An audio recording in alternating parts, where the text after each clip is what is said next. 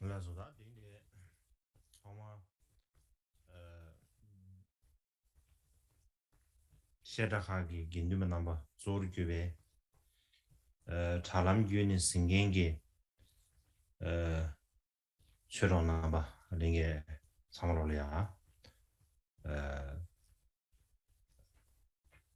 공급상에게 Итак, 첨부해야 прежде всего, я хочу вас всех тепло поприветствовать. В особенности я хочу поприветствовать всех, всех учеников Шедр, которые именно они являются главной аудиторией этих учений.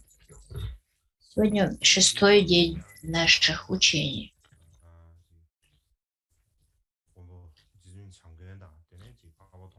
На протяжении нескольких последних дней я вкратце объяснял то, как Читаматра распространилась в Китае.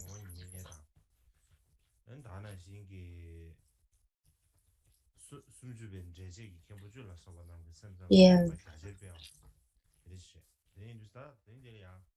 в особенности я объяснил, как сформировалась Читаматра в Индии, как основы Читаматры были заложены Майтрея Сангавасубанду, и затем, как эти основы были развиты комментаторами на эти основные трактаты и обрели свое дальнейшее развитие. Вчера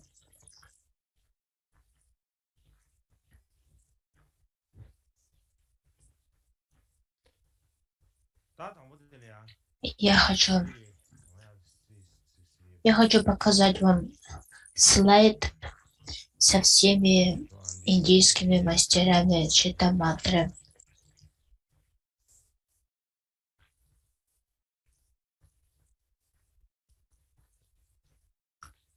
Можете ли вы видеть мой экран?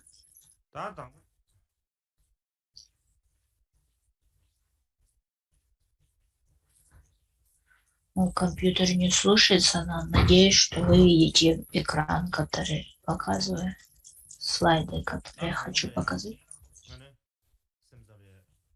Итак,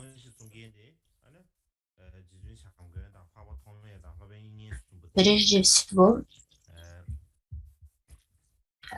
3 основателя Читаматры – это Майтреянатха, Асанга и Васубанду. Именно они заложили основы Читаматры. И из этих 3 Асанга и Васубанду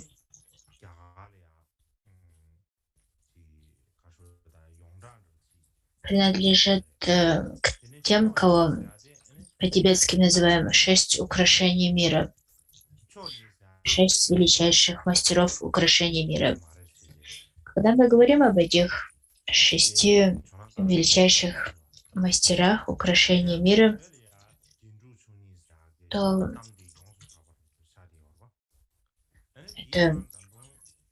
это термин, который известен в Индии. Но, кроме того, в Тибете также мы говорим о 2 величайших, но понятие 2 величайших не было известно в Индии, поскольку 2 величайших – это термин, который ввел Таранатха. Но 6 величайших украшений мира, они хорошо известны, и Асанга и Васубанду – это 2 из 6 украшений мира. И ученики, кто развили те положения, те трактаты, которые были созданы Асангой Васубанду, это прежде всего Дигнага, который считается учеником Васубанду. также Ашвабао, Дharmapala. Дharмапала был ученик Шилабадры, Шилабадры был ученик Сюан Цань, и именно благодаря Сюан Цаню учения Читаматры попали в Китай.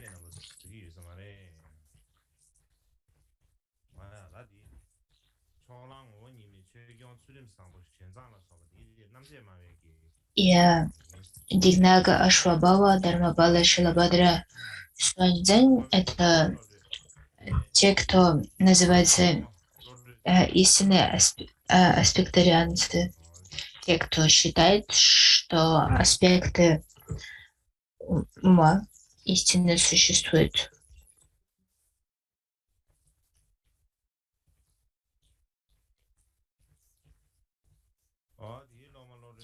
И у Васубанду был еще один ученик Гунамади.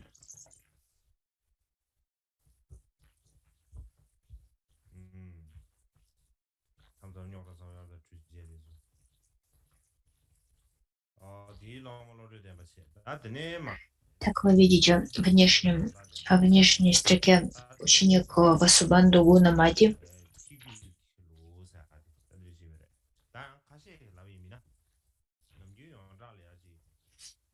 Технологии не хотят работать как нужно. Надеюсь, вы сейчас видите Гунамади, Стирамарти, Парамарта. Это те, кого мы называем школой Махаяна Санграхи, которые также называются ложными аспектарианцами Нирагара Вижнянавада. Иногда говорится, что Стирамати учил позже Парамарты, что Парамарта был раньше, чем Стирамати, но обычно именно такая последовательность Гунамати, Стирамати, Парамарта.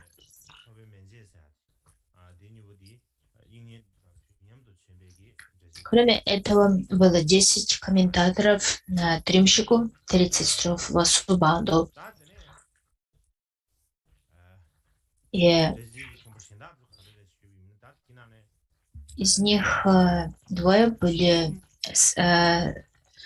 жили в то же время, что и Васубанду, были его современниками. Это Бандушри и Читрабана.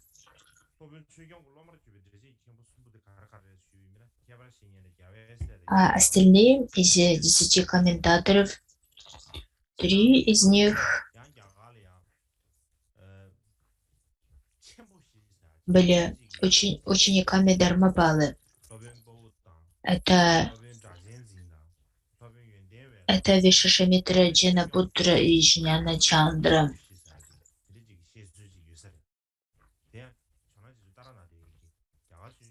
В целом, мы говорим о 4 великих: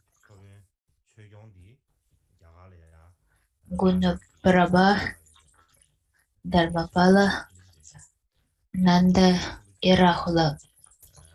Это 4 великих. Это то, как указано в истории Дharмы в Индии Таранатхи. Говорится, что Дharmapala был очень известным в Индии. И среди 10 комментаторов 3 были его учениками.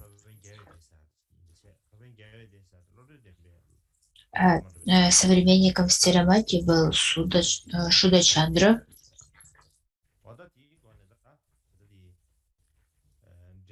И другой современник Стирамати из 10 комментаторов — это Нанда, а Джаясана был его учеником.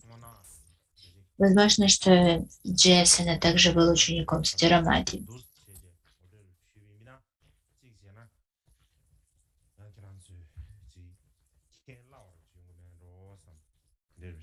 Итак, вы видите на экране 10 комментаторов, выделены темно-синим.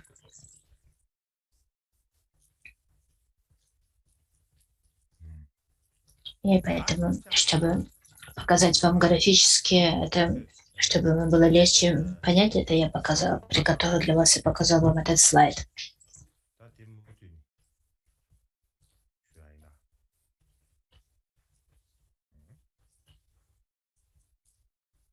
И следующее. Я хочу продолжить с того момента, где мы остановились вчера, и рассказать о распространении читаматры в Китае.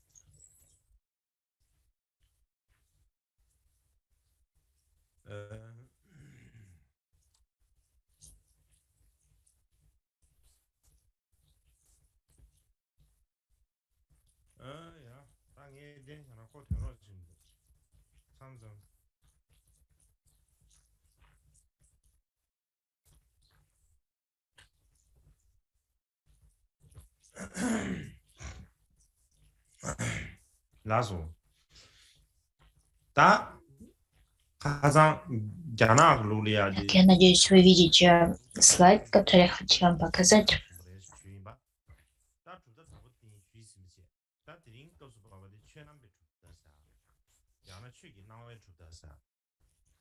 В прошлый раз я вам рассказала о 3 основных школах читаматры, которые появились в Китае. И сегодня я хочу более подробно рассказать о школе характеристик Дharмы, до аспектов Дharмы.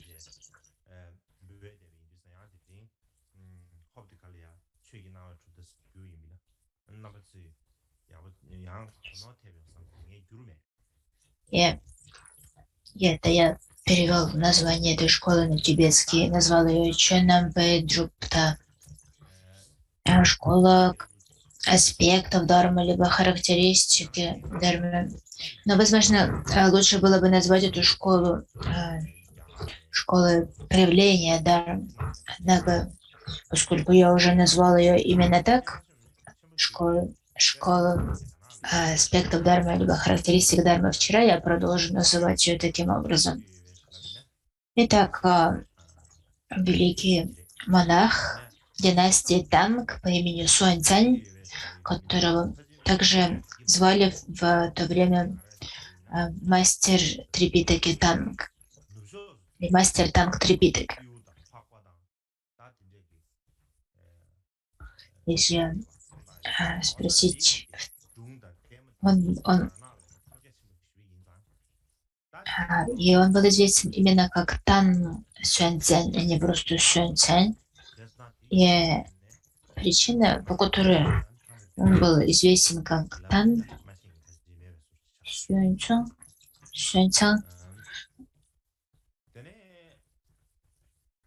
почему? Потому что в Китае есть очень известный сериал, посвященный этому мастеру Трипитаке. И в этом сериале его зовут мастер Трипитаки Танг. И это то имя, по которому его, возможно, знают в Китае. Итак, Сюаньцзянь перенес философию читаматры из Индии в Китай.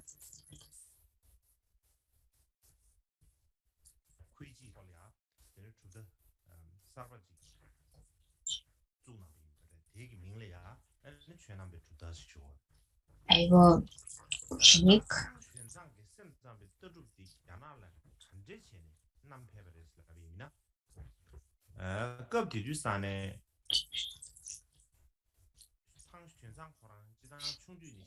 ученик Сюаньцзяня Куйцзи основал школу, которая называлась «Школа аспектов Дharмы». Как же Сюаньцзянь принес философию читаматры в Китае? Говорится, что с раннего возраста, с молодости Сюаньцзянь был тем, кто очень хотел учиться, хотел изучать любую тему. И в особенности его интересовало комментарий на Даша Бумигу, который перевел на китайский Парамарта.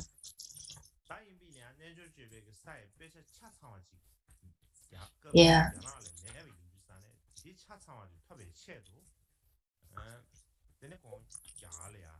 и он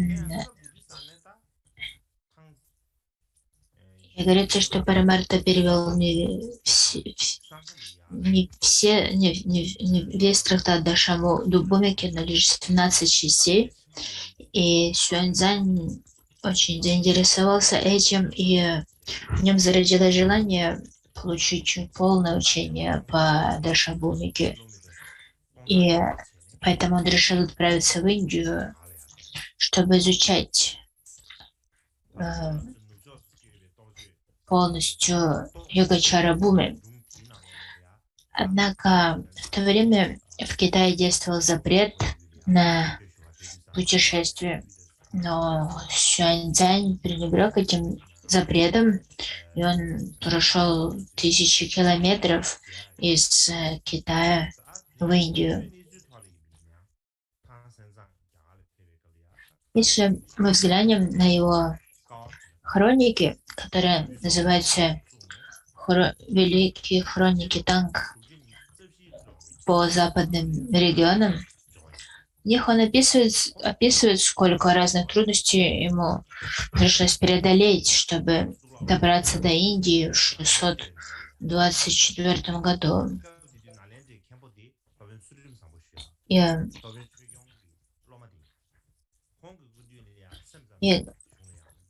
говорится, что когда Сюаньцзань пришел в Индию,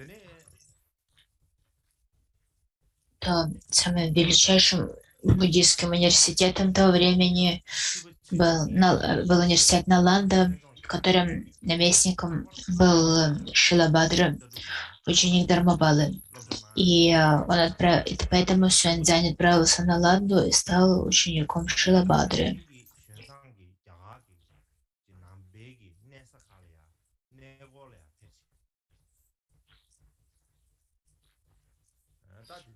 И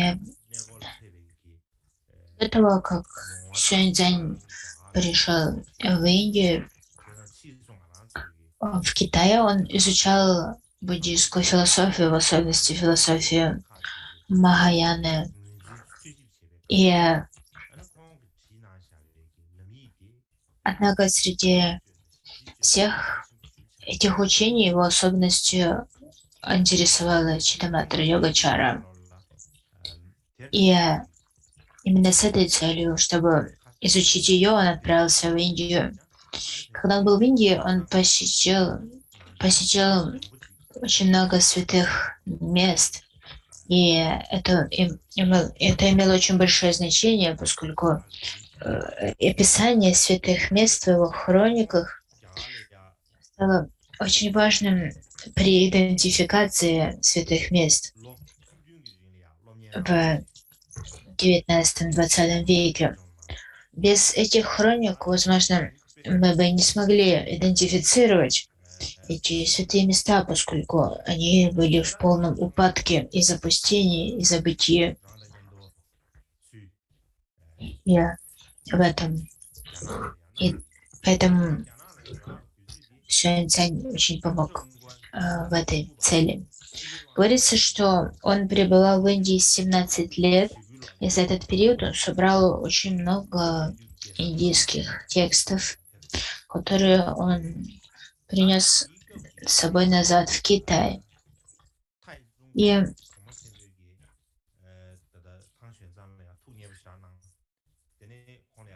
говорится, что он вернулся в Китай в 19-й год правления императора Тайцунга, что означает в 645 году. Когда Сюаньцзань вернулся в Китай, император Тайцунг был очень рад. Он тепло приветствовал его в Китае. И, кроме того, правительство выделило средства для основание Центра по переводу текстов. И, и, и также правительство выделило средства на перевод этих текстов. Благодаря этой поддержке Сюаньцянь смог перевести многие тексты, такие как Самди Нирмочина Сутра, Йогачара Буми, Абидарма Самучая, Махаяна Самграха, а также Радня Парамита Сутра в 100 тысячах строфах Абидарма Коша, Самая Педа Вьюга Чакра и много других трактатов. И говорится, что Сюаньцзянь посвятил всю свою энергию тела и ума для того, чтобы до конца своей жизни перевести все эти сутры и трактаты, которые он принес из Индии. И в результате этих усилий, согласно преданию, он смог перевести 74 различных текстов, которые занимали 1350 листов. И его переводы называются новыми переводами, тогда как переводы до него называются старыми переводами. И это разделение на старые и новые переводы как раз связаны с возвращением Тан Сюаньцаня из Индии в Тибет, из Индии в Китай. И это похоже на то, как в Тибете Лацава Ринчен Замбу начали вновь переводить учение Дharma в XI веке, а все переводы имперского времени называются старыми переводами. И примерно так же и в Китае. То есть все переводы до Сюаньцзяня называются старыми, а переводы, начиная с Сюаньцзяня, называются новыми. Если мы взглянем на содержание этих сутр и шастр, которые Сюаньцзянь перевел на китайский, то среди них есть тексты, принадлежащие колеснице основы Шравакаяне и также Махаяне. Однако говорится, что его единственным устремлением было распространение воззрения Читаматры. И именно поэтому он зародил такое ясное понимание воззрения Читаматры и практики Читаматры, в то время как он учился в Индии.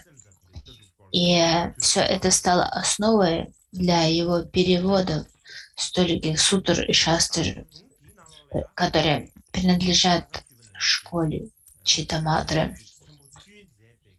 И среди текстов, которые перевел Сюаньцзянь, самым важным из них был трактат обоснование Читаматры. На тибетском называется Нампарарикпа Сантудру Пэтэнчу. Говорится, что в этом трактате кратко изложены все 10 комментариев на Тримщику, на 30 строф. И причина, почему этот трактат стал таким популярным, заключается в том, что у Сюаньцзяня не было времени для того, чтобы перевести все 10 комментариев. И Сюаньцзянь очень волновался по этому поводу. И тогда ученик Хуидзи сказал ему, что если Поскольку у тебя нет времени перевести все 10 великих комментариев, ты можешь сделать краткую версию, собранную версию из всех 10 комментариев, то есть основные положения 10 комментариев, собрать их воедино и сделать такой синтетический комментарий. Именно это Сюаньцзянь сделал, и это и есть этот трактат, обосновывающий Читаматру. И этот трактат стал очень важным в Китае.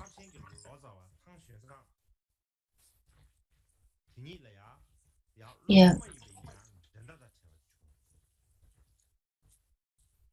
и поскольку этот трактат основывался прежде всего на учении Дharmapалы, это эту школу, которая возникла на основе этого трактата, называлась также школой Дharmapалы. То есть у этой школы два названия. Школа аспектов Дharмы, либо школа Дharmapалы. У Сюаньцзяня было много учеников, но один из них был, был самым выдающимся, его звали Куйцзи. Его также звали Чан Дашо, либо великий учитель Чан Дашо Куйцзи. Давайте я напишу вам, как его звали.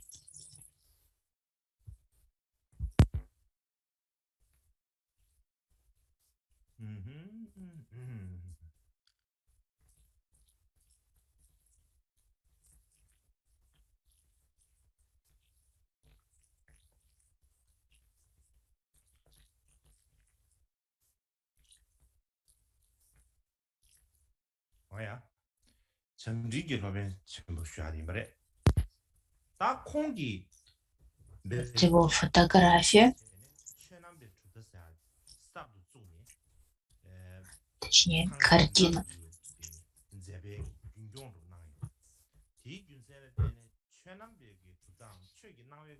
Итак, это Куйцзи, которого звали великий учитель Цион Куйчи. Куйчи. Я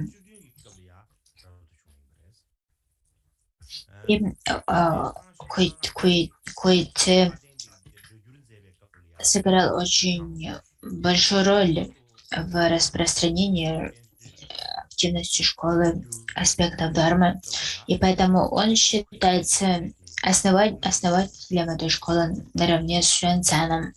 Есть много удивительных историй о его жизни. Сейчас нет времени рассказать всех их.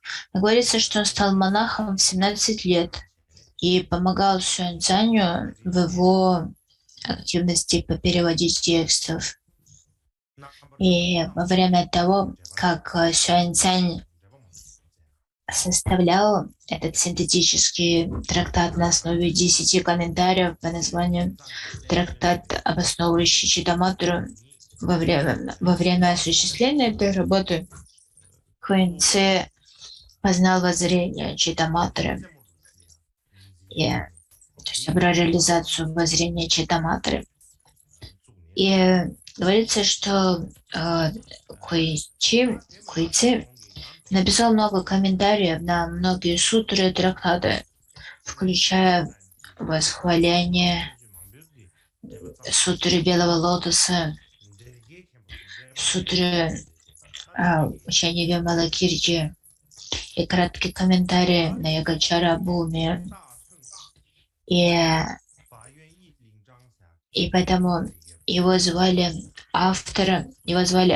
величали автор 100 комментариев.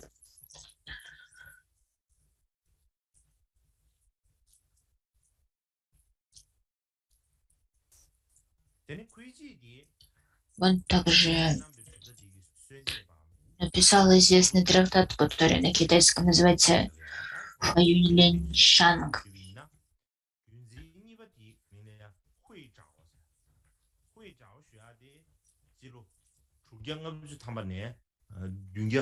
И, и такой Чи был вторым держателем линии школы аспектов Дharмы. Затем следующий мастер-держатель линии передачи — это Хуи Чжао, который жил в 650-714 году. Он написал трактат под названием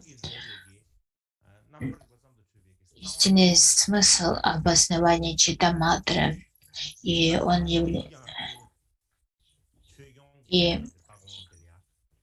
его ученик по имени Шижоу, который жил в 668-723 году, является следующим держателем линии. Он написал трактат, который называется «Тайные учения, обосновывающие Читаматру».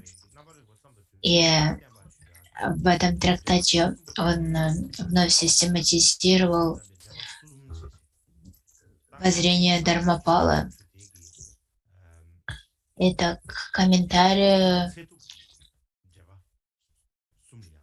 Хуи-Ци, Хуи-Чжао и Шижоу называются тремя комментариями Читаматры. Они считаются самыми авторитетными комментариями Читаматры в Китае. А их философское воззрение называется анализом трех отцов-основателей. То есть они три отца-основателя, и их анализ воззрения Читаматры величают как анализ трех отцов-основателей. И именно они считаются классиками, то есть главными держателями линиями.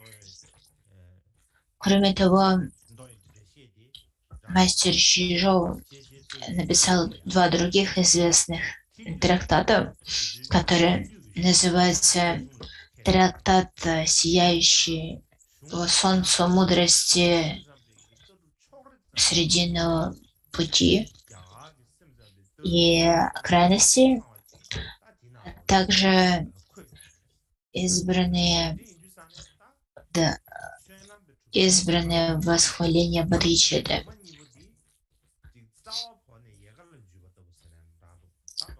По мнению некоторых ученых,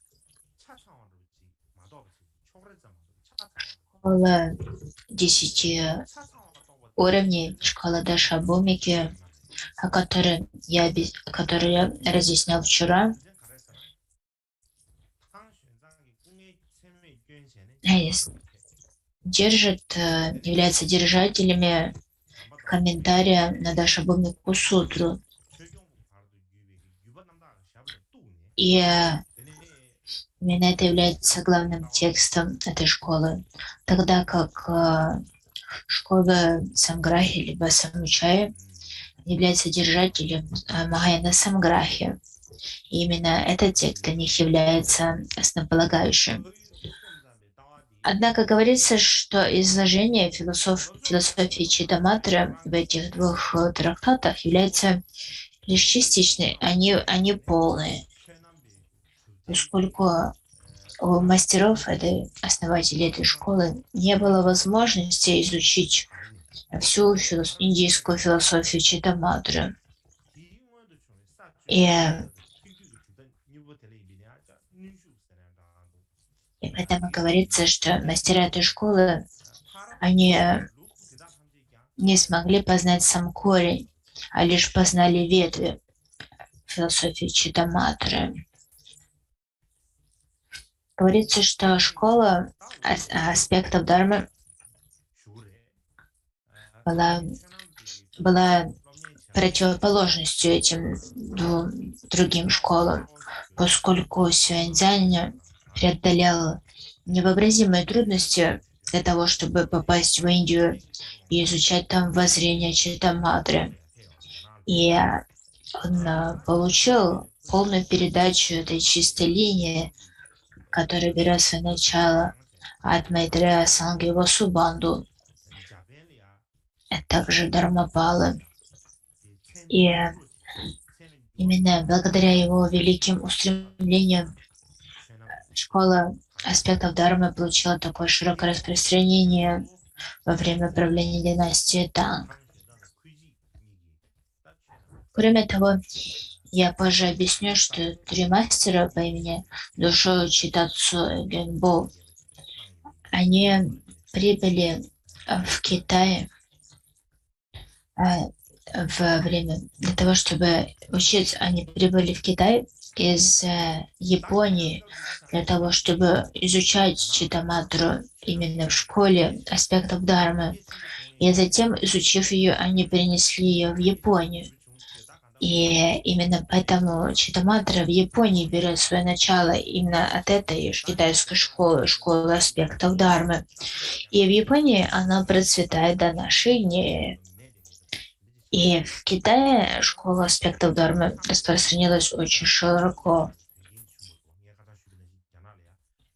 И в определенный момент она поглотила школу 10 уровней, школу Дашабумики, школу Самграхи, Самчай, и стала основной школой читаматры в Китае.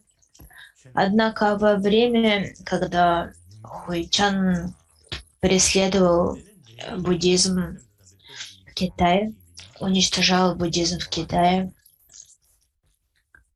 а школа аспектов Дharмы начала приходить в упадок. Итак, во время правления династии Танг школа аспектов Дharмы процветала, однако во время правления династии Хуйчан, которые преследовали Дharму, она начала приходить в упадок.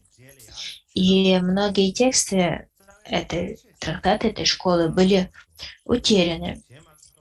Зачем позже, во время жизни мастера Шижоу, держателя линии школы,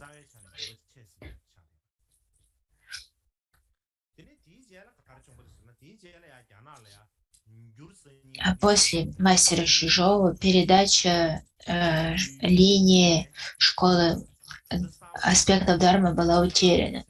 То есть мастер Шижоу был последним мастером-держателем, и на нем линия прервалась. И когда я уже объяснял в Китае, в время наметилась новая тенденция объединения старых и новых переводов, то есть объединение учений о природе Будды Читаматры. И именно это то, что стало называться школой Авадамсака. И также школа Тянь, либо то, что называется в Японии Зен, а также школа чистых земель, которые делают акцент на практиках Амитабхи, начали широко распространяться в Китае. И причина, по которой школа аспектов Дharмы потеряла свое влияние,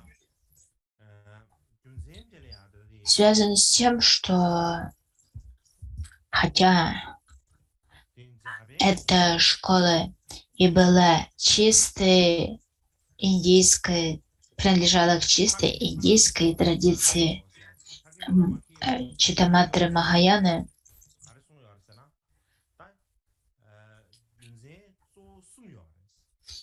она не смогла удовлетворить устремления китайских практикующих Дharму. Как объясняет японский ученый по имени Такемура Макио, есть три основных причины для этого. Первая причина заключается в том, что трактатах Читаматры слишком большой акцент делается на философии. И кроме великих ученых, которые очень малочисленны, в основном люди не способны понять такой высокий уровень философии. Что люди просто не могли этого понять, эту высокую философию Читаматры. Это первая причина, почему линия передачи Читаматры стала переходить в упадок в Китае. Вторая причина в том, что 3 колеса Дharмы и пять семей Будды,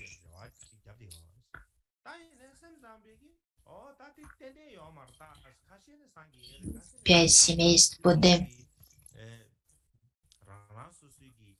и,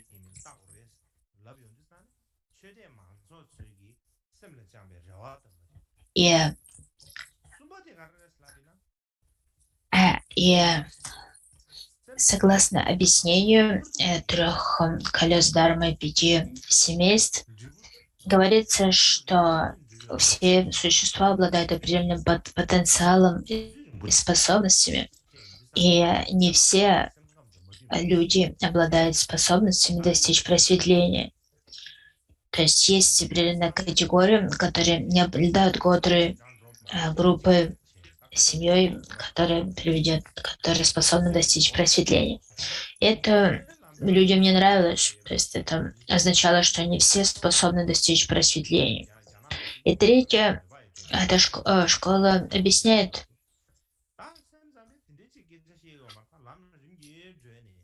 эта школа объясняла постепенный путь. И китайцам это не нравилось, поскольку им больше нравился быстрый путь, который излагается в школе Чань. Также в Китае, так же, как и в Китае, в Тибете также многим нравится быстрый путь. Не все хотят следовать по постепенному пути 3 типов тренировки, 2 накоплений, очищения, омрачения и так далее.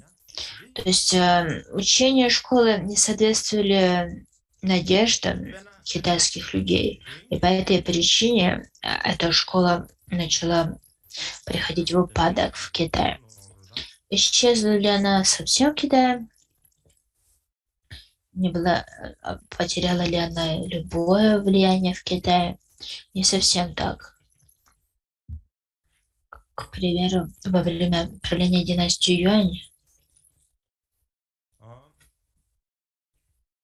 дайте я проверю, а то иногда я могу сказать что-то, что ошибочно.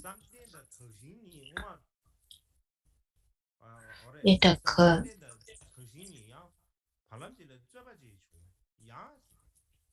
во время правления династии Юань была практика объединения школы философии Чань и школы чистых земель. Обычно школа Чань и школа чистых земель спорили друг с другом, однако в конце концов они объединились.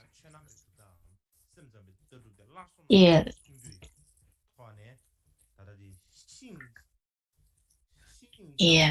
мастера школы чистых земель утверждали о том, что в философии чистых земель очень много аспектов философии Читаматры.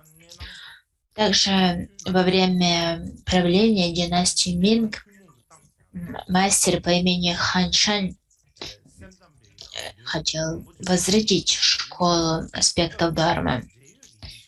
И он написал трактат по названию «Слова о единстве, проявлении и природы». И в этом трактате он изложил философское воззрение Читаматры. Однако в то время трактаты Читаматры уже стали очень редкими. И поэтому он не смог найти опору для того, чтобы продолжать распространять это воззрение. Кроме того, говорится, что в конце правления династии Цинг практикующий мирянин по имени Ян Гаряншан принес из Японии в Китай учение школы аспектов Дharмы. И, и этот, э, э, это создало такой небольшой переворот, землетрясение в научных кругах, в ученых кругах Китая, поскольку в то время в Китае учения Читаматры практически исчезли. Даже те, кто хотел их изучать, не могли найти трактаты школы. Это, это похоже на то, когда в школе Кармакаги, начиная с 7-го Кармабы до 10-го Кармабы, начали создаваться монашеские шедры, и в этих монастырских колледжах появилось много ученых. Однако после 10-го Кармабы направление изучения Дharмы в Кагью перешло в упадок, и время позже, последующих кармаб почти что не было ученых, которые бы знали философию. И лишь после того, когда 16-й Кармапа приехал в Индию, он впервые издал труды Кармапы Микьюдоржа. И в то время говорится, что мастера Кагья, они даже не знали об этих трактатах. Они учились на основе трактатов Гелук и нигмапинских трактатов. Поэтому, когда эти трактаты Микьюдоржа вновь появились, говорится, что ученые в Кагью, они испытали большую радость. И тогда другие представители других школ говорили: о, у вас в Кагью есть великие комментарии, у вас в Кагью есть все, что нужно, у вас также есть эти великие тексты. И это вызывало большое удивление. И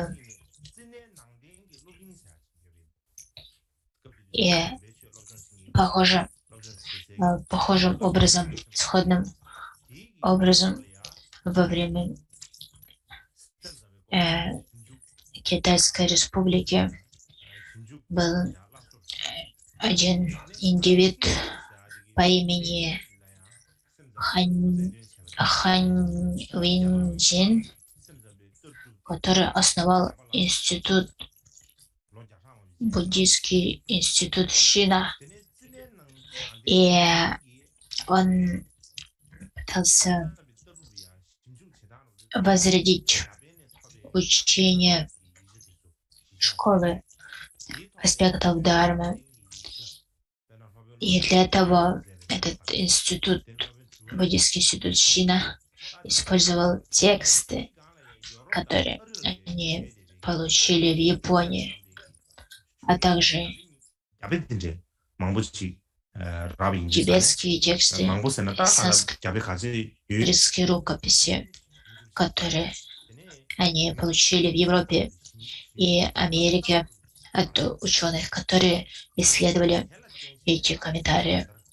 И усилия этого буддийского института Шина имели большое влияние на современное изучение Читаматры.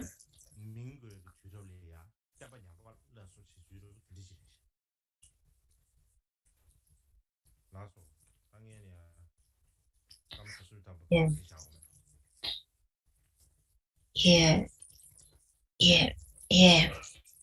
И так я рассказала о том, как учения читаматры распространились в Китае, как они практически исчезли и потом вновь стали возрождаться. И давайте на этом сделаем перерыв на 30 минут.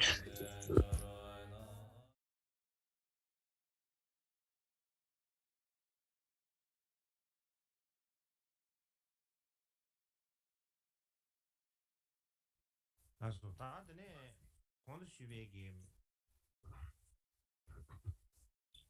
갸나기 셈셈베 로규기 쳬리아 Продолжим.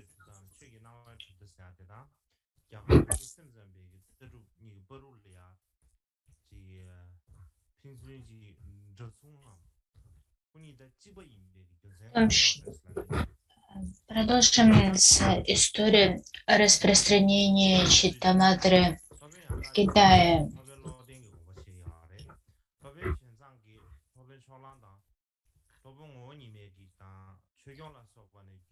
В чем заключается причина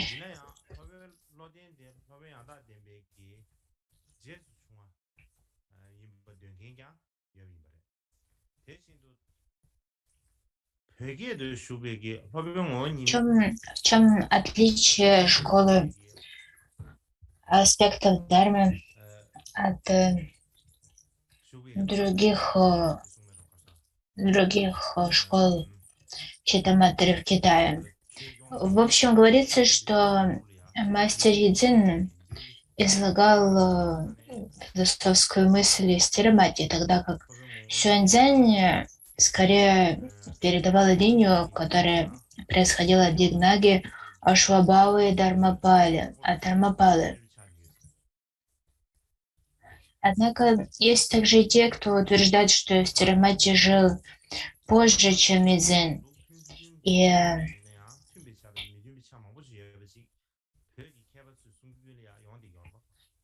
те работы, которые приписываются Ашвабаве, представлены в тибетском переводе, а также те из них, что сохранились в китайской традиции, пока демонстрируют большое различие в их содержании. Поэтому трудно сказать, существовала ли связь между философской мыслью Дharmapala и Суаньцзяном. И в настоящее время проводятся исследования о различиях в философской воззрении внутри индийской читаматры, как это изложено в тибетских источниках.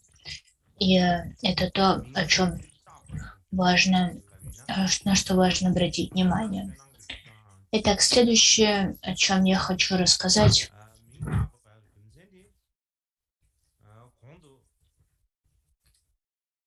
это причина, по которой эта школа была названа школой аспектов Дхармы.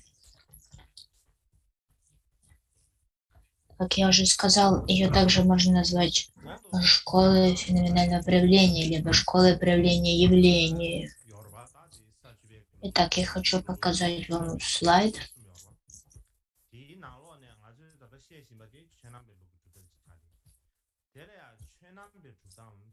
Как я уже объясняла, есть эти три школы читаматры в Китае. Школа 10 уровней, школа краткого изложения, санграхи и школа аспектов Дхармы.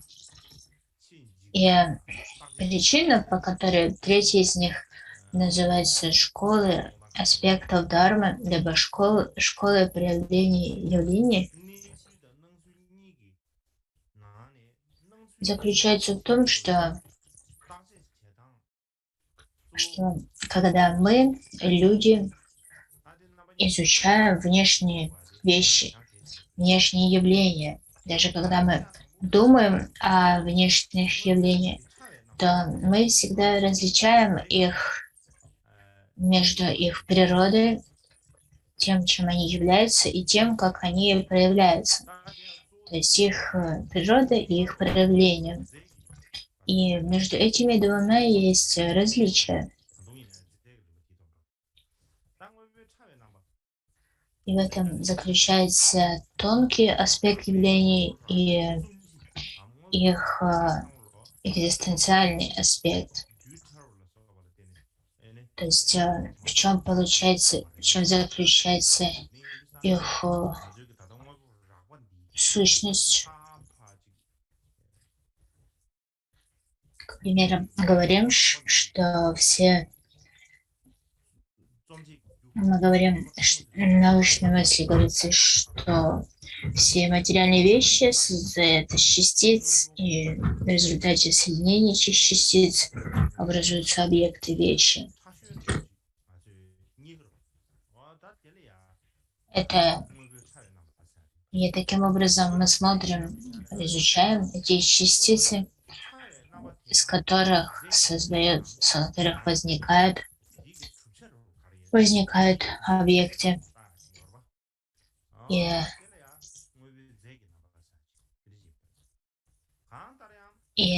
эти самые мелкие частицы мы считаем самыми мелкими аспектами материи. То есть это тот материал, из которого все это создается, либо состоит.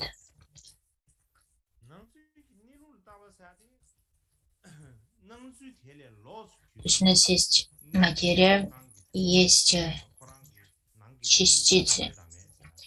Именно так мы воспринимаем физические проявления. Но, кроме того, у явлений есть их природа. И когда мы обращаем внимание на природу вещей, то возникает вопрос, есть ли какая-то природа у вещей отдельно от их проявлений? К примеру, говорится,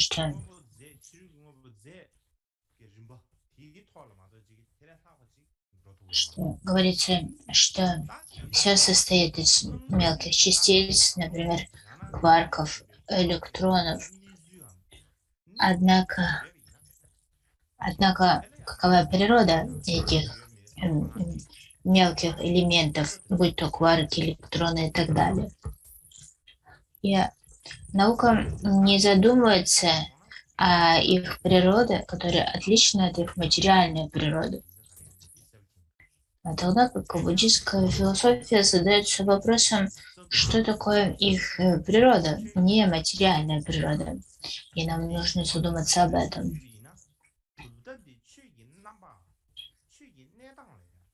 И когда мы смотрим на этот аспект, мы можем понять, что школа аспектов Дharma имела в виду.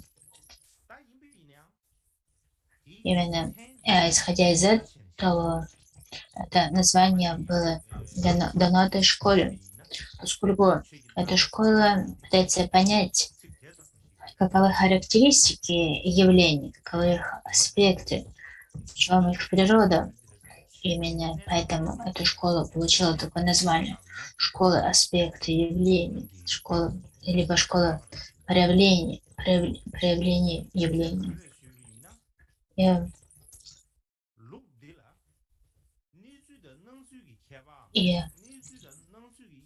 И поэтому скорее лучше называть эту школу школа природы проявлений явлений. Это второе название будет более четко указывать на суть, которой посвящала себя эта школа. То есть эта школа задавалась главным вопросом о том, что такая природа вещей, в чем она заключается. И именно в этом заключалась самая главная цель познания с точки зрения школы аспектов явлений. Если мы скажем, что это именно школа природы проявления явлений, то это сделает очевидным, чем посвящала себе эта школа. Изучение именно этой природы, анализу природы явления. Эта школа изучала эту природу, и,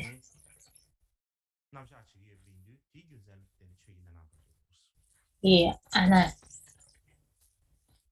именно задумалась о природе явлений, проявлений, и различала проявления и природу этих проявлений. Именно поэтому она и называлась школой природы проявлений явлений. В общем, самая главная цель школы Читаматры — это определить, чем вещи являются и как они проявляются. Мы обычные существа не способны отличить то, как вещи проявляются, от того, чем они являются на самом деле. И поэтому философы школы Читаматры они пытались объяснить, как явление является проявлением запутанного ума, проекциями запутанного ума. И они пытались внести различие между то, чем вещи являются на самом деле, и то, как они проявляются для запутанных существ. И поскольку то, как вещи проявляются, это то, что называется когнитивная картинка, либо просто картинка ума, либо проекция ума. И эта картинка, эта проекция ума отличается от того, чем вещи являются на самом деле. И именно с развлечения этих двух нам следует начинать. То есть, что такое эта проекция ума? Нам следует определить это, и чем эта проекция ума отличается от истинной природы явлений, нам нужно проанализировать это. И в этом аспекте можно сказать, что философия Читаматры схожа с наукой, поскольку у нее есть очень прочная основа аналитического анализа, аналитического исследования. И эта школа очень глубока, очень обширна и очень четко описывает явления, их природу. И поэтому в этом заключается особенность школы Читаматры.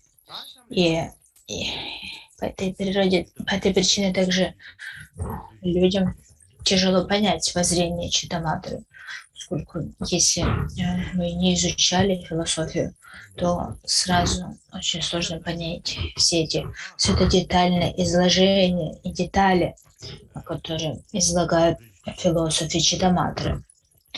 Следующее, о чем я хочу рассказать, это распространение Читаматры в Японии.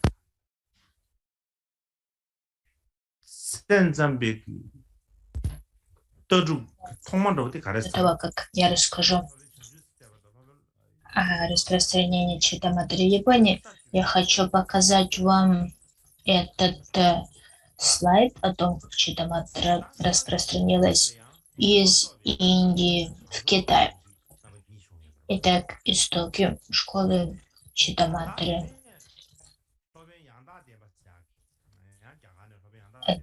Это школа Дэша Бумики 10 уровней, которая произошла от Бодхиручи и Ратнамади.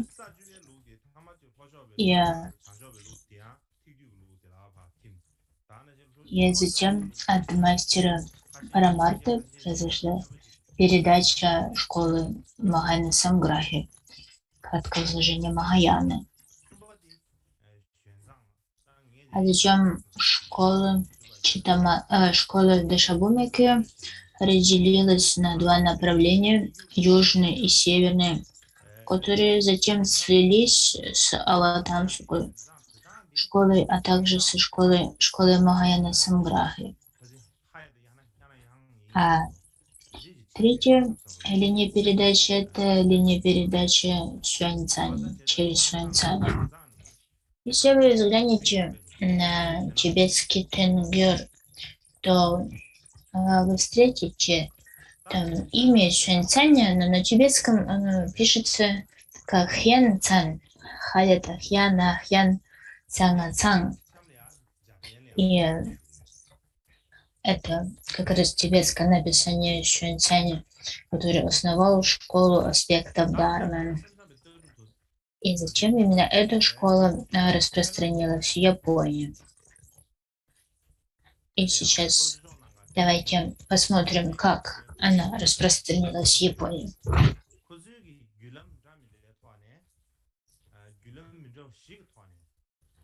Да. Когда мы смотрим на линию передачи учений школы аспектов Дharma в Японии, то следует обратить внимание, что очень много японских мастеров отправились в Китай, чтобы изучать школу Дharma, аспектов Дharma. И они принесли это учение 4 способами, либо через 4 линии передачи. Первый – это мастер Дошо, который в 653 году прибыл в Танг и изучал Читаматру вместе с Сюаньцзянем и Куичи, и затем вернулся в Японию в 661 году. Второй – это мастер Читацу, который в 658 году прибыл в Танг и изучал Читаматру с Сюаньцзяном и Куичи. И неизвестно, когда он вернулся в Японию. Третий – это мастера Чихо, Чиран и Чию, которые втроем прибыли в Танг в 703 году и изучились с третьим мастером школы аспектов Дharma Шижоу. Говорится, что они провели вместе с ним несколько лет и вернулись в Японию в 705 либо 706 году.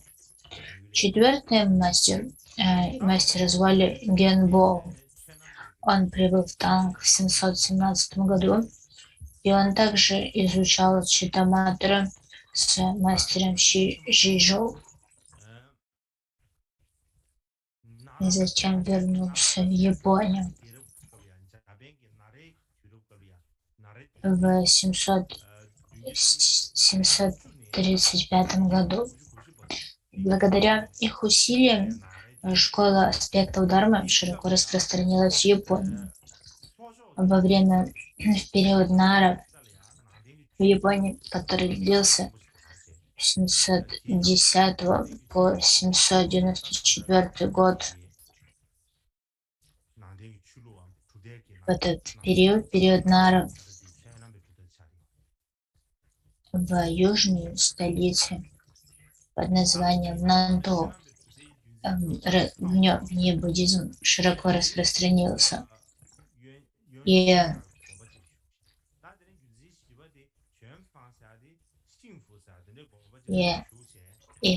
один из видов философии, который распространился в Нанто, был как раз буддизм в изложении школы аспектов Дharma. Первый из 4 названных мастеров, мастер Дошо, который жил в храме Ганго, и 4-й мастер Кофуку, который жил в храме Синфуку, распространили свою собственную философию Читаматры. И в результате эти 2 храма стали известны как Южный храм и Северный храм в центре Читаматры. И между ними началось соперничество. В каждом из храмов было много философов, которые создали выдающиеся философские трактаты. И такое положение вещей сохранялось до периода Эдо.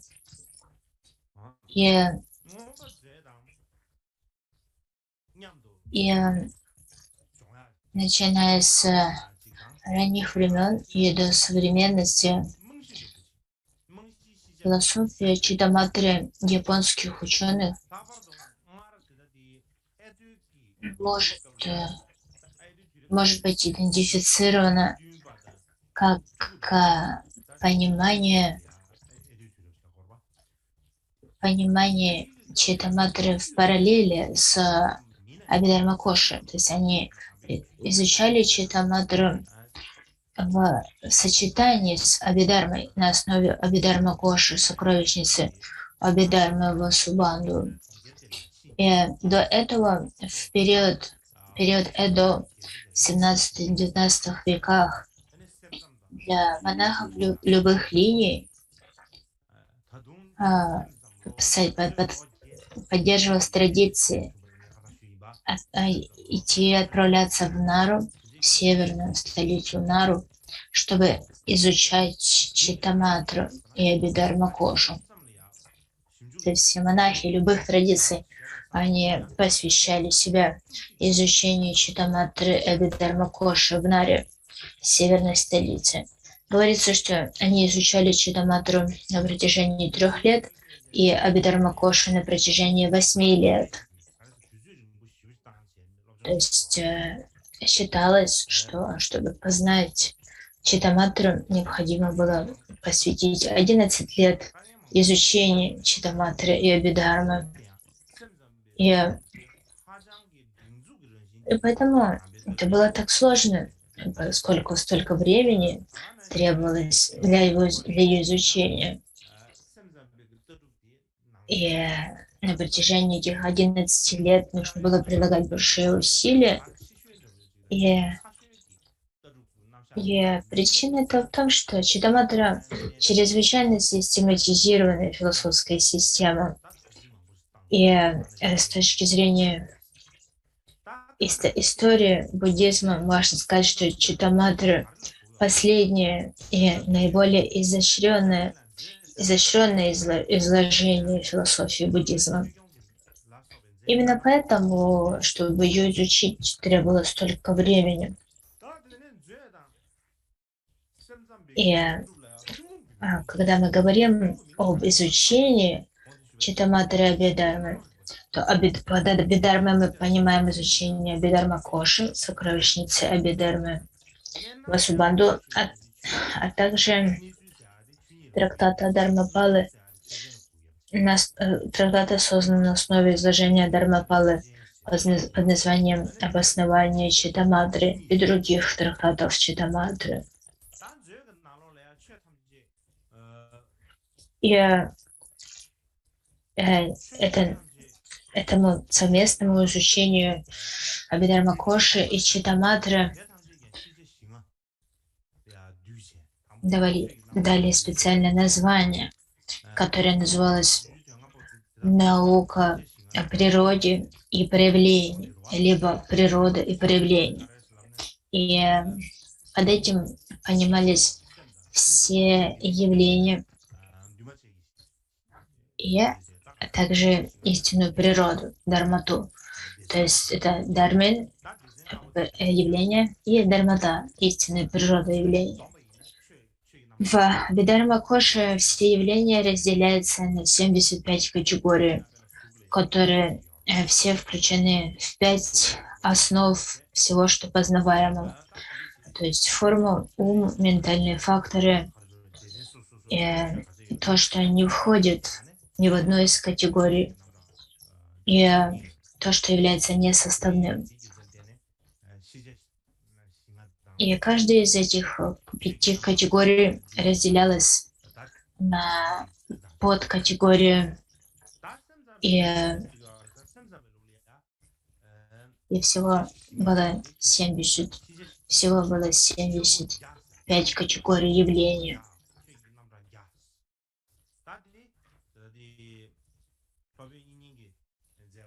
И в философии Читаматры также разделяется эти 5 категорий, которые являются основой для всего познаваемого.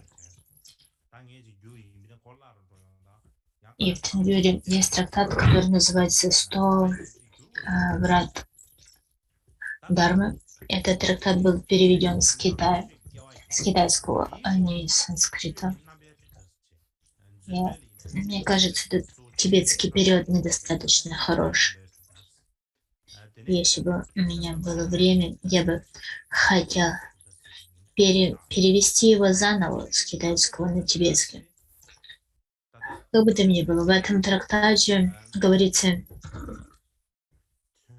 о классификации всех явлений.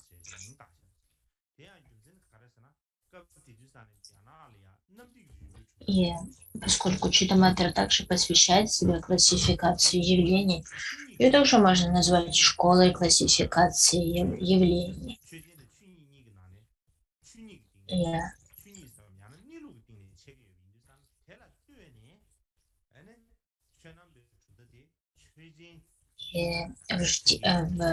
В Китае есть школа под названием Тянтай, и школа Тянтай как раз изучает природу и явления. И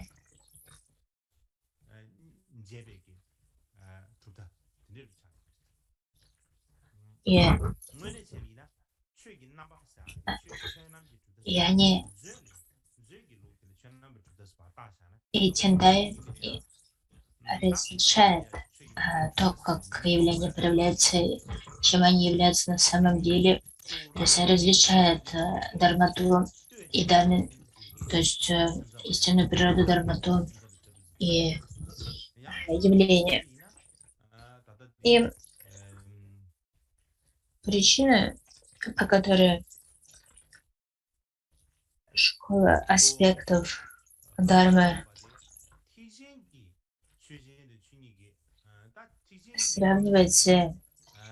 сравнивается со школами, которые изучают природу явлений, а не проявление явлений. И на самом деле Читаматра посвящает себя обоим аспектам. Читаматра содержится очень детальная категоризация, детальные категории всех явлений. И именно по этой причине школа Читаматры называется школа аспектов Дharмы, либо характеристик Дharмы. Поскольку основываясь на Махаяне, на Махаяне Читаматра, то есть Читаматра классифицирует явления, опираясь на философию Махаяны, тогда как Абхидharma Коша классифицирует явления на основе воззрения Шравакаяны. И в этом различие между ними. Однако цели, которые они себе посвящают, одно и то же. Читаматра, в отличие от Абхидharma Шравакаяны, разделяет воззрение шуньяты, пустотности, и то, что все явления проявляются на основе шуньяты, либо из шуньяты. И также в Читаматре выдвигается особое воззрение о том, кто есть воспринимающим субъектом и воспринимаемым, что является воспринимаемым объектом, и связи между ними, что означает, что явление принадлежит к воспринимающему уму, они не являются независимыми от воспринимающего ума. Однако я буду говорить об этом более подробно немного позже. И говорится, что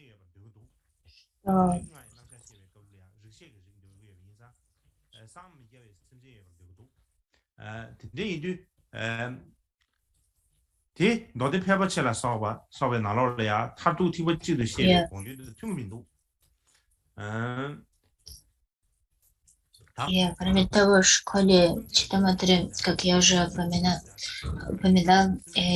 выделяются эти категории всех существ. И есть одна из категорий, Готра, которая называется Готра, которая отделена. То есть это та Готра, либо та категория, которая в этой жизни не может достичь просветления, поскольку она отделена от потенциала обретения просветления.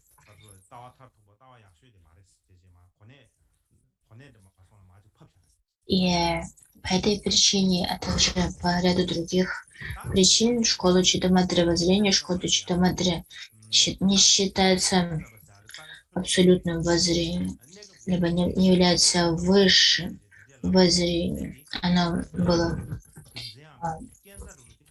считалось не абсолютным, а относительным. И когда мы говорим о том, что воззрение Читаматры не является абсолютным, а является относительным, то на самом деле причина этого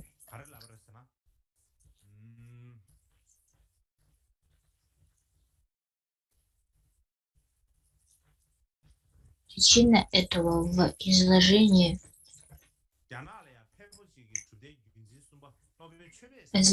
японского ученого по имени Такасаки Джикито. И как он объяснял, что причина, Такасаки Джикито объяснял, что такое отношение к Читаматре, как относительно, а не абсолютной философии, заключается в том, что в Китае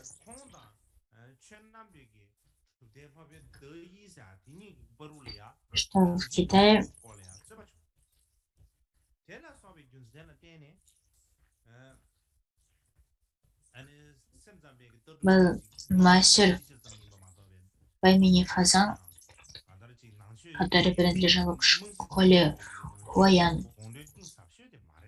И в Японии подобным образом также мастер Дэнгю, обои эти мастеры, они давали довольно противоречивые описания того, чем является просветление, состояние Будды. И согласно их описанию, воззрение Читаматры не является абсолютным. И именно с ними, с этими двумя названными мастерами, связано такое отношение.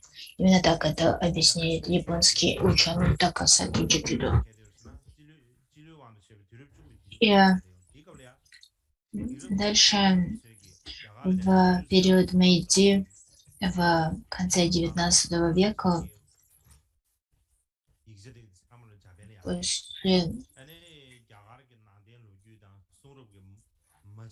в период Мэйдзи, в конце XIX века, европейские индологи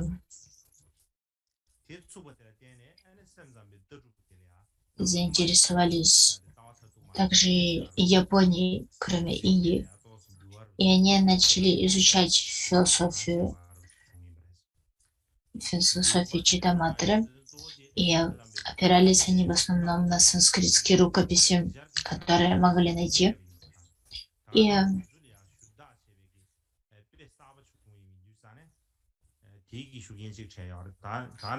в это время, благодаря этим западным исследователям, началось это изменение в отношении к воззрению Читаматры. Если раньше воззрение Читаматры не считалось высшим, то после того, как эти западные ученые изучили эти санскритские рукописи и перевели их, а также начали переводить тибетские переводы этих трактатов на европейские языки. И в результате этих усилий все больше ученых во всем мире стали интересоваться философией Читаматры. К примеру,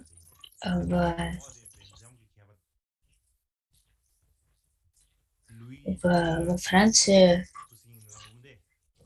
появился ученый по имени Сильван Леви. Вы можете видеть его фотографию в верхнем ряду, а под ним вы видите фотографию бельгийского учения по имени Луи де Лавале Пуссан. Так, Леви, французский ученый, немножко похож на Эйнштейна, не так ли? Возможно, его можно назвать Эйнштейн-читаматор. Итак, эти два ученых жили в начале 20 века, и они осуществили много переводов и опубликовали много работ на основе палийских сутр, также санскритских работ и, конечно, тибетских работ. Все это происходило в начале 20 века. И благодаря этим работам, которые они перевели, философия Читаматры впервые привлекла внимание научного сообщества в Европе, и началось новый виток изучения философии Читаматры. И, как следствие, этим также заинтересовались и в Японии. И когда эта волна интереса достигла Японии, то там появилось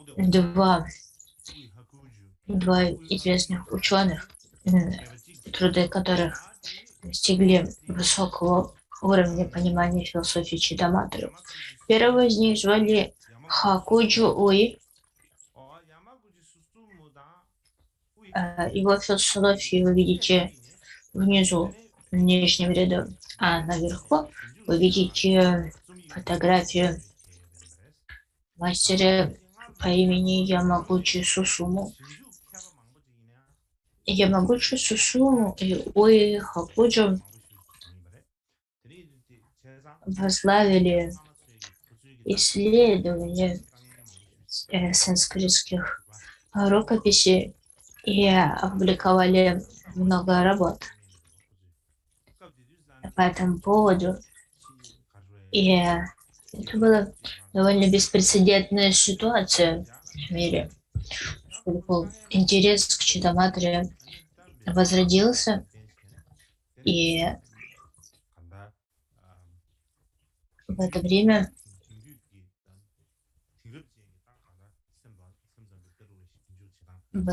все еще было тяжело путешествовать из страны в страну для того, чтобы учиться. Однако эти ученые не преодолевали все эти трудности. И они ввели новые способы изучения философии Читаматры. И это было краткое объяснение того, как Читаматра распространилась в Японии. А следующее, о чем я хочу рассказать, это то, как Читаматра распространилась в Корее. Сейчас все очень любят Корею, все хотят выглядеть как герои корейских героев, героев корейских мелодрам. Однако сейчас я хочу поговорить о другом, о том, как Читаматра распространилась в Корее.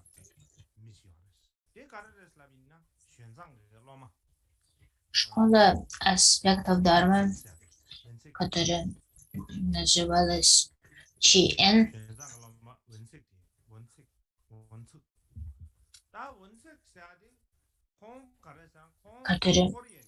она была распространена в Корее учеником Сюаньцзяня по имени Ванчок.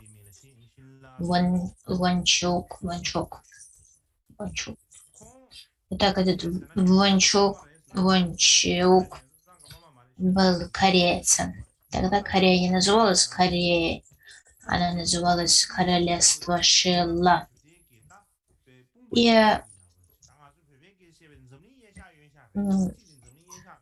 некоторые ученые утверждают, что Ван Чук был учеником Сюаньцзаня. Другие говорят, что он не был его учеником, а был его другом в Дарме. Но, как бы там ни было, они были связаны, так как связаны правая и левая рука в одном теле. И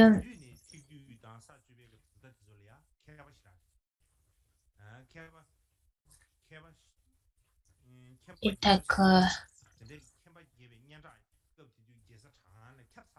до того, как Сюаньцань вернулся в Китай, Ван Чук отправился в Китай, где изучал философию Читаматры, и он стал очень известным в столице Танг.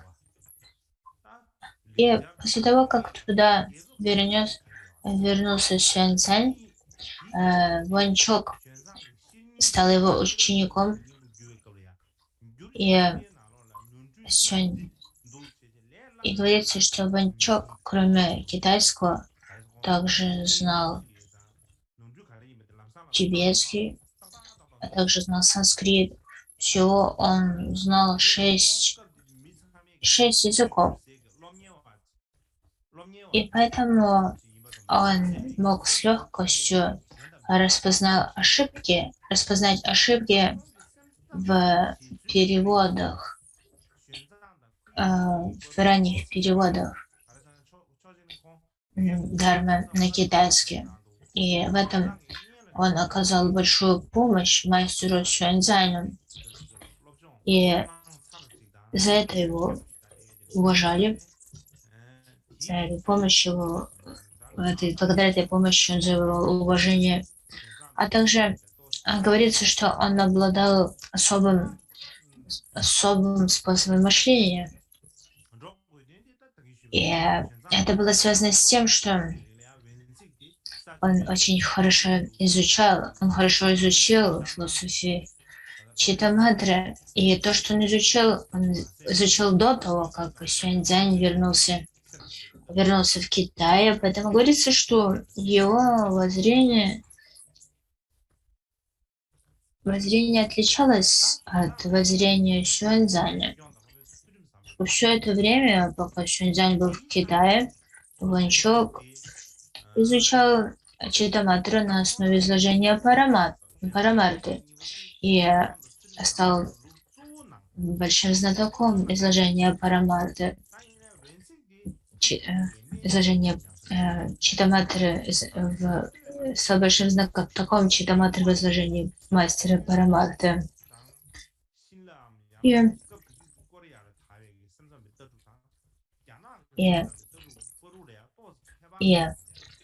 таким образом, в отличие от Сюаньцзаня, который в основном посвятил свое изучению изложения Дharmapala и Шилабадры, Ван Чук также смог изучить изложение Парамарты. То есть после того, как он учился, до того, как Сюаньцзань вернулся в Китай, и затем после того, как Сюаньцзань вернулся в Китай, Ван Чук изучал очень глубоко Читаматры в 3 различных изложениях. И в результате, когда он вернулся в Корею, он стал очень известным. И у него было очень много учеников.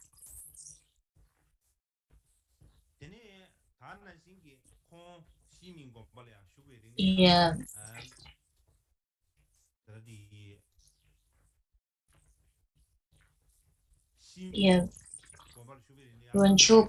мастер Ван Чук учил доктрине Читаматры в храме Шиминг. Это очень известный храм. И именно в храме Шиминг монастырь стал сердцем изучения философии Читаматры в Корее, куда именно туда отправлялись монахи со всей Кореи. И его изложение Читаматры стало основным в Корее и также даже повлияло на, на традицию в Японии.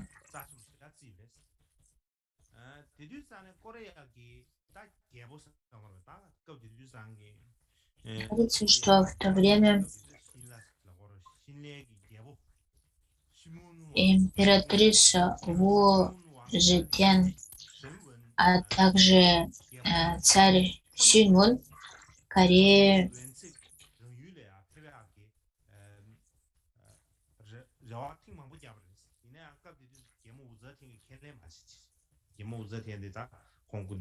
не очень уважали Ванчука. Они посылали, когда он пребывал в Китае, они просили его вернуться в Корею. Однако долгое время Ванчук отказывался.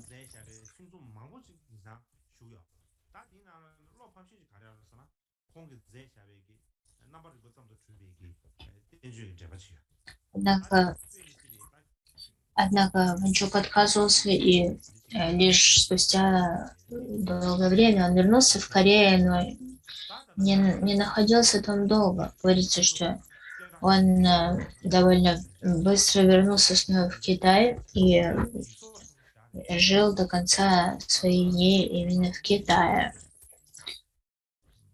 Мастер Ванчук написал комментарии на Самдхи Нирмочана Сутру. Это очень важный комментарий, который имеет большое значение. Говорится, что этот текст очень обширный. Этот комментарий состоит из 3 томов.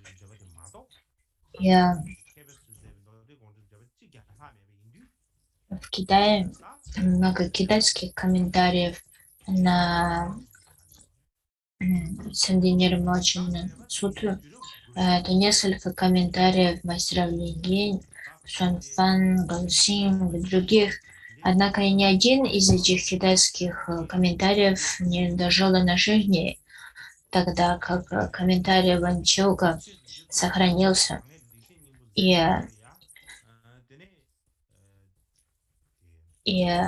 он до сих пор имеет большое значение. Говорится, что он был переведен на тибетский в IX веке мастером Гёчудру, и это был тот источник, на который Цанкаба опирался в своем трактате древней лекции Нимбл.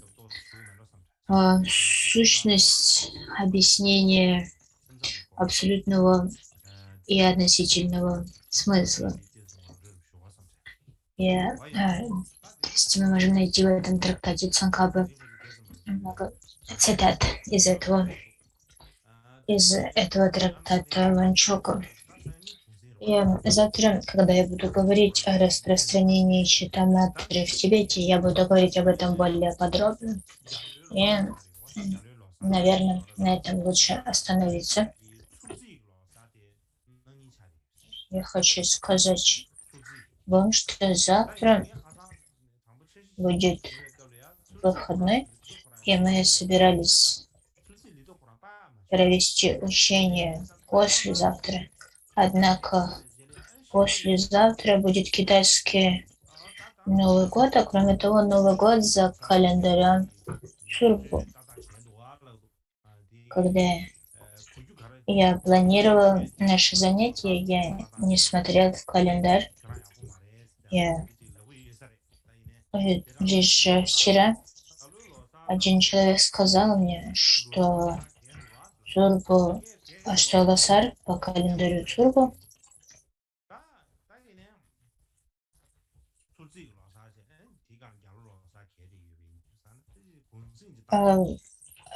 попадает на день учения. То есть это не выходной. То есть, что мне хотели сказать, это как можно не дать выходной туру Полосар. И, в общем, я решил, что лучше и послезавтра сделать выходной. Ну, на самом деле, у меня-то выходного не будет, поскольку я должен готовиться и готовить лекцию о распространении читаматоры в Тибете. Ну, а вы можете отдыхать. Итак, у нас будет 2 выходных, завтра и послезавтра. И мы встретимся с вами в среду.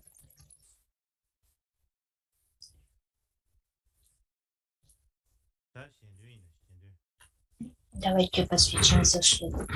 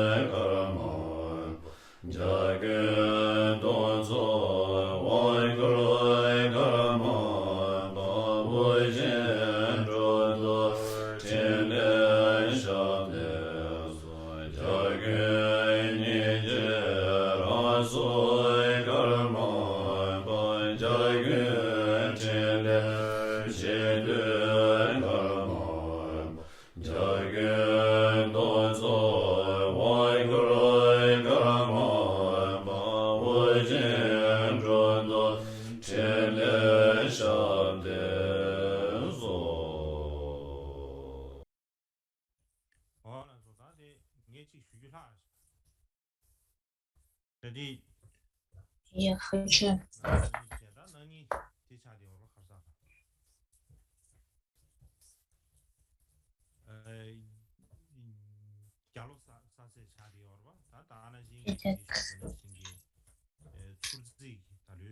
Итак, как я сказал,